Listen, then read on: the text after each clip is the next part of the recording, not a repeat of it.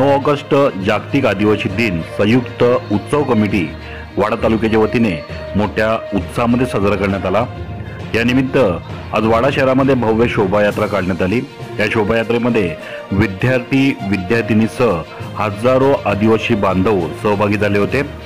आदिवासी वाद्यांच्या निनादाने वाडा शहरातील रस्ते दुमदुमून गेले होते। ही शोभायात्रा बस स्थानक, मस्जिद नाका, वानेआळी अशी फिरत पंचायत समिती येथील हुतात्मा चौकाजवळ येत बिरसा मुंडा यांना श्रद्धांजली वाहण्यात आली। येथे संविधानाचे पूजन करण्यात आले।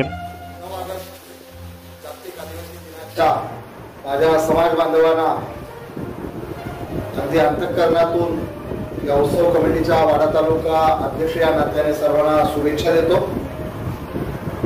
स्वातंत्र्य मिळून आज अनेक वर्ष झाली, पण खऱ्या अर्थाने या आदिवासी जागतिक दिनाच्या निमित्तानं इनोने जे काही अधिकार दिले, परंतु आजही आदिवासी दऱ्याखोऱ्यात राहणारा उपेक्षित वर्ग आजही त्याच्या शासनाच्या ज्या योजना आहेत किंवा शासनाच्या ज्या मूलभूत गरजा आहेत त्या आदिवासी पर्यंत आजही पोहोचलेल्या आहेत। याच्यामध्ये या पालघर जिल्हा आणि ठाणे जिल्हा असेल आणि महाराष्ट्रात असेल, याच्यामध्ये विशेषतः पालघर जिल्ह्यामध्ये मोठ्या प्रमाणात आदिवासी वर्ग आहेत। या मूलभूत सुविधा आजही पोहोचलेल्या आहेत। त्याच्यामध्ये पाणी असेल, शिक्षण असेल, आरोग्याच्या बाबतीत असेल। आपल्याला अनेक वेळा लक्षात आलं की आरोग्याचा किती मोठा प्रश्न आहे त्याच्यामध्ये वाडा तालुक्याचा आहे। या आरएक्सचा जो प्रश्न आहे तो कलेक्टर साहेबांकडे मांडलाय, तोही सुटावा असे मी या जागतिक आदिवासी दिनाच्या निमित्ताने विनंती करतो।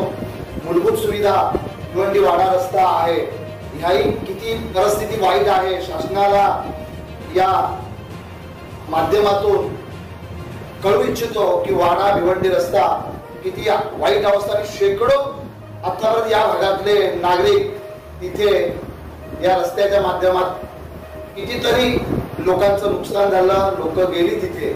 शासनाला या आदिवासी दिनाच्या वतीने विनंती करतो की आदिवासीच्या ज्या मूलभूत सुविधा आहेत त्या मिळाव्यात, त्याचबरोबर शैक्षणिक सुविधा चांगल्या मिळाव्या आणि शासनाने इथं या भागामध्ये ज्या मूलभूत सुविधा आहेत तो शेवटचा घटक ग्रामसेवक असेल, सरपंच असेल, तलाठी यांच्या माध्यमातून त्या रुजवाव्यात अशी या आदिवासी जागतिक दिनाच्या वतीनं शासनाला, इथले तहसीलदार असेल, जिल्ह्याचे कलेक्टर साहेब असतील यांच्या माध्यमातून शासनाला, माननीय मुख्यमंत्री असतील यांनी याच्यामध्ये लक्ष घालावं। खऱ्या अर्थाने जी लाडकी बहीण योजना काढली आहे त्या लाडक्या बहिणीच्या ऐवजी इथल्या या महाराष्ट्रातल्या आदिवासीचे जे प्रश्न आहेत ते खऱ्या अर्थाने आपण सोडवावेत अशी या माध्यमातून मी त्यांना विनंती करतो। आदिवासी समाजाचे सांस्कृतिक ठेवा असलेले तारफा नाच आदी नृत्य यावेळी सादर करण्यात आली। तारफा नृत्य, ढोल नृत्य, पारंपरिक वाद्य आणि त्यावर ठेका धरणारे पारंपरिक वेशभूषेतील तरुण तरुणी या शोभायात्रेमध्ये सर्वांचे लक्ष वेधून घेत होते। यानिमित्त सर्व समाज बांधवांना आणि आदिवासींप्रती प्रेम व्यक्त करणाऱ्या सर्व समाजातील घटकांना या निमित्तानं मी शुभेच्छा देऊ इच्छितो। संयुक्त उत्सव कमिटीच्या वतीने वाडा तालुक्यामध्ये अतिशय भव्य दिव्य असा हा जागतिक आदिवासी दिनाचा कार्यक्रम या ठिकाणी साजरा केला गेला। या निमित्तानं आदिवासींची कला आणि संस्कृती असलेलं तारपा, संबळ नृत्य याच्यावर विद्यार्थ्यांनी आणि समाज बांधवांनी, समाज घटकांनी ताल धरून आपली संस्कृती प्रदर्शित केली।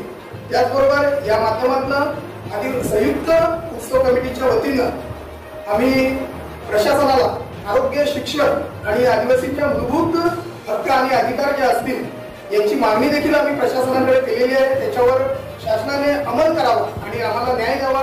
त्याचबरोबर आदिवासी समाजाप्रती असलेल्या ज्या शिक्षण, आरोग्याच्या ज्या काही गोष्टी आहेत याच्यावर देखील त्यांनी अंमल करावा आणि खऱ्या अर्थानं आदिवासींना न्याय देण्याचा प्रयत्न करावा। या निमित्तानं एवढंच सांगू इच्छितो की खऱ्या अर्थानं आमच्या अभिमानाचा, आमच्या स्वाभिमानाचा आणि आदिवासींच्या मूलभूत हक्क आणि अधिकारांचा दिवस म्हणजे 9 ऑगस्ट जागतिक आदिवासी दिवस। या निमित्तानं पुनश्च एकदा सर्व समाज बांधवांना शुभेच्छा। धन्यवाद।